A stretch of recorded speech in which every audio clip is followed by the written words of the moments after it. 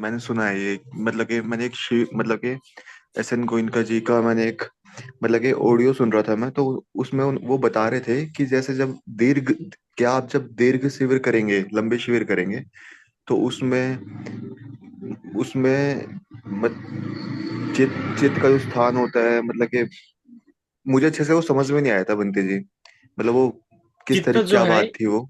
देखो हमारा जो चित्त है इन 6 इंद्रियों में उत्पन्न होता है।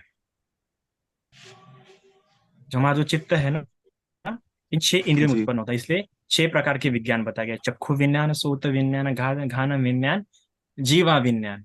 ठीक है, इन पे उत्पन्न होता है, ये प्रसाद रूप का काम करते हैं। जैसे कि यहाँ पे भी आप देखोगे तो आपके जीभ पे भी न्यूरॉन्स होते हैं, यहाँ पे भी न्यूरॉन्स होते हैं, आपके मतलब ये जितने भी सेंस है वहाँ पे क्या होते हैं, न्यूरॉन्स होते हैं जो आपका और इन्फॉर्मेशन ट्रांसफर करने का काम करते हैं। तो हर इसमें क्या होता है, ये हर जो 6 की 6 इंद्रिया है वहां पे आपके 6 प्रकार के विज्ञान उत्पन्न होते हैं। ठीक है, पर ये अरूप है, उस पर उत्पन्न होते पर उसका रूप नहीं है। इंसान, ये देखिए, इस आंख, मतलब जो हम कहते हैं ना कि ये आंख नहीं देख रही, पर आंख और रोशनी और रूप मिलने के कारण यहाँ पे चक्षु विज्ञान उत्पन्न हो रहा है। ये आंख चक्षु नहीं है, ये आंख विज्ञान नहीं है। चक्षु हो सकता है पर ये आंख क्या है, विज्ञान नहीं है। यहाँ पे विज्ञान उत्पन्न होता है, उत्पन्न होके नष्ट होता है। ठीक है, फिर यहां से उत्पन्न होके हृदय वस्तु पे उत्पन्न होता है। हृदय वस्तु पे, हृदय पे नहीं, हृदय वस्तु पे उत्पन्न होता है। प्रयास से वो निरोध हो जाता है। से 2 स्थानों पे उत्पन्न होता है। एक तो 6 इंद्रियों के उस पर्टिकुलर इंद्रिय पे उत्पन्न होता है जब उसका विशेष स्पर्श होता है, जैसे कि कान। अभी कान पे मेरा कब ज्ञान उत्पन्न होगा, जब मैं शब्द सुनूंगा। इसलिए मैं, जैसे शब्द यहाँ पे गिरेंगे वैसे मेरा एक स्रोत विज्ञान उत्पन्न होगा। फिर यहाँ से निरुद्ध होने पर हृदय पे उत्पन्न होगा। तो ऐसा कहा जाता है कि जो चित्त का जो स्थान है हृदय वस्तु है। चित्त का जो ओरिजिनल स्थान है, जिसे हम कहते हैं ना माइंड, जी फिर। उसका ओरिजिनल जो स्थान है हृदय वस्तु है। हृदय वस्तु, हृदय में नहीं, हृदय वस्तु पे उत्पन्न होता है। जो हार्ट बीट बोलते हैं ना, जी। वो हार्ट बीट उसकी ओरिजिनल प्लेस है उत्पन्न होने की, जिसे हम मनोविज्ञान कहते हैं। बाकी ये पूरा का पूरा जो नाम स्कंद है, जिसे हम विज्ञान का, जिसे माइंड कहते हैं, वो माइंड का कोई आकार नहीं है, कोई मैटर नहीं है, कोई रूप नहीं है। भौतिक रूप में वो पाया जाता ही नहीं है, पर भौतिक रूप पे उत्पन्न होता है। समझ रहे हो इस बात को? जी। ये वो उत्पन्न भौतिक होता रूप है पे हार्ट उत्पन्न, बीट में। हार्ट बीट पे उत्पन्न होता है। ये उत्पन्न होता है पर बाहर रहता नहीं है। जैसे माइंड, जैसे अपना ब्रेन, ब्रेन यहाँ पे है ना, जी। है ना। ब्रेन और माइंड में तो अंतर है। हाँ हाँ जी बनते जी। ब्रेन और माइंड, माइंड से अभी मॉडर्न लैंग्वेज में, मोर प्रीसियस लैंग्वेज में कॉन्शियसनेस कहते हैं, है ना। उस ब्रेन और कॉन्शियसनेस में बहुत अंतर है। ब्रेन तो यहाँ पे है, पर ये जी। कॉन्शियसनेस नहीं है ना। ये बस याद रखो, कॉन्शियसनेस यहाँ पे उत्पन्न होता है, यहाँ पे उत्पन्न होता है, यहाँ पे उत्पन्न होता है, यहाँ पे उत्पन्न होता है, और बॉडी पे उत्पन्न होता है। तो फिर मरता भी है वहीं पे, दोनों उत्पन्न होके मरता है। तो उत्पन्न वो खुद ब खुद नहीं होता है। ये फेनोमेना जो टकरा रहे हैं, है ना, विषय और उसकी इंद्रिया जो मिक्स्ड होके, जो जैसे दो हाथ मिलने पर ताली बजती है ना। ताली, ताली पहले से एग्जिस्ट एग्जिस्ट कर रही है क्या? हाँ, जी नहीं। नहीं। ये आवाज पहले एग्जिस्ट कर रही है क्या? नहीं। पर जब उसके विषय मिले तब जाके वो आवाज उत्पन्न हुई और निरुद्ध भी हो गई। उसी प्रकार ये सारे के सारे जो चक्षु विज्ञान हो, वो सोत विज्ञान हो, घान विज्ञान हो, जीवा विज्ञान हो, ये वैसे ही उत्पन्न हो रहे जब इनके विषय मिलते हैं। तो ये जीभ का विषय क्या है? रस। आग का विषय क्या है? कोई रूप देखना। कान का विषय क्या है? कोई शब्द सुना जाना। शब्द तो बोले जा रहे पर 10 कोस दूर बोले जा रहे, ये यहाँ पे आके मिल नहीं रहे, तो मेरा मेरा ये विज्ञान उत्पन्न होगा क्या? नहीं होगा। मेरा ध्यान ही नहीं मतलब जाएगा, बनते। मैं अपनी आंखें बंद करके सोया रहूंगा। पर अगर वो शब्द मेरे कानों पे आके गिरते हैं, तो जाके ये मेरा, अरे कुछ ने कुछ तो ही बोला है, फिर वो उत्पन्न होगा। अरे हाँ। तो इस प्रकार से जब वो विषय मिलते हैं तब वो आवाज क्रिएट होती है। तो उसी प्रकार जब विषय मिले तो विज्ञान उत्पन्न होता है।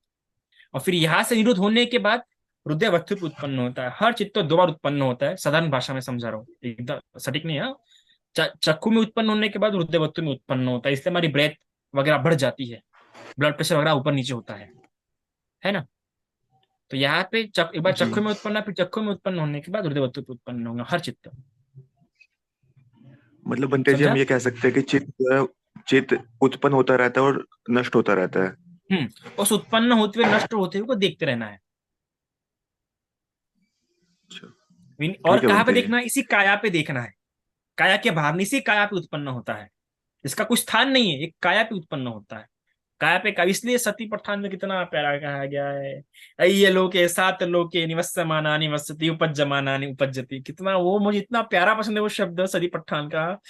ऐसा लगता है सती पठान सूत्र कितना प्यारा, क्या प्यारा भगवान ने बोला है उस सूत्र को, एक एक शब्द ऐसा रिसर्च करने योग्य है इतना। वो सती पठान के लिए तो मैं कुछ बोल ही नहीं सकता। वो सूत्र तो एकदम ऐसा कितना प्यारा बोला, निवस्यमाना निवसति उपज्जमाना उपज्जति, कि यही भी उत्पन्न होता है, ये लोके सात लोके। बाप रे बाप, तो इतना मतलब मैं इतना इतना उठ जाता हूँ उस सूत्र का सोचते बराबर, सही में उसे तो बता नहीं सकते। तो ये जो लोक जो बोला गया, ये लोक यही पे है, ये लोक है, सात लोक है, यही सात लोक है, इसके बाहर कोई लोक है ही नहीं। जो है ये इंद्रिया ही है, और ये इंद्रियों के विषय ही है, इसी में तुम्हारी सारी तृष्णा उत्पन्न हो रही है, और इसी में तुम्हारी तृष्णा निरोध होनी है। कहीं बाहर निरोध नहीं होनी है, ये तृष्णा यही पे उत्पन्न होगी, यही पे निरोध होंगी, और बस इसी को देखते रह देख देख देखते मुक्त होना है। तो कितना प्यारा कहते गुरु जी भी, कि आते जाते सांस पर रहे निरंतर ध्यान, कर्मों के बंधन छूटे, मिले पद निर्वाण। तो यही पे तो है, यही पे देखना है सबको। तो ऐसा है, क्योंकि श्वास को जी देखना बनते जी। मतलब एक तरीके से पैसिवली, पैसिवली आप लोग हृदय बत्थू को देख रहे हैं। क्योंकि हृदय बत्थू छोट कम ज्यादा होती है, तो आपकी श्वास भी कम ज्यादा होती है। तो पैसिवली अगर आप श्वास पैसिवली तो हृदय बत्थू को देख रहे हैं ना। तो ये है तो रंजन जी। बनते जी, जैसे हम शरीर पे अपनी संवेदनाओं को देखते हैं, तो वो भी हम मतलब कि उसका अर्थ भी यही हुआ कि हम अपने चित्त को देख रहे हैं। जैसे देखिए, नहीं नहीं, संवेदना डिपेंड उत्पन्न है। हो रही है ना, तो आप देख रहे हैं अनित्य दुख अनात्म लक्षण को, आप उसको देख रहे हैं। अब उसको जी देखने के लिए क्या सहारा ले रहे हैं वो डिपेंड करता है। तो अगर आपने बॉडी पोस्चर को देख रहे हैं तो आपकी कायानुपश्यना हो गई।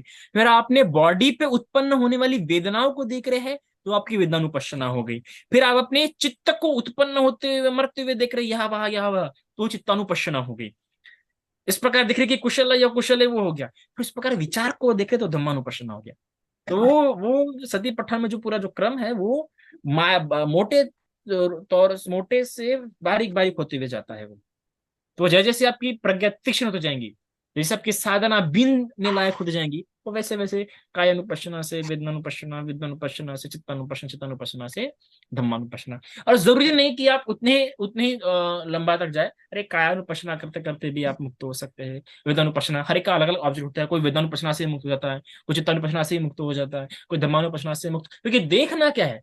देखना तो सिर्फ अनित्य दुख अनात्मा है, उसके बाहर कुछ देखना नहीं है। हाँ रंजन जी। जी जी बनते जी, साधु साधु साधु।